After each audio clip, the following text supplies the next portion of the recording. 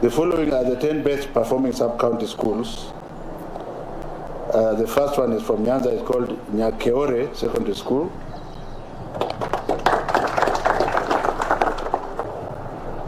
The performance index is 65.2. Second one is Kebulonik Secondary School in the Rift Valley.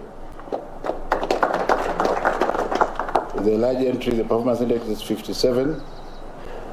Banisa Mixed Secondary School in Mandera for Northeastern.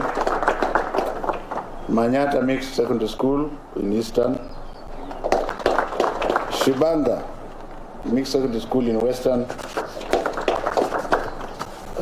Heni Secondary School in Heni Secondary School in Central.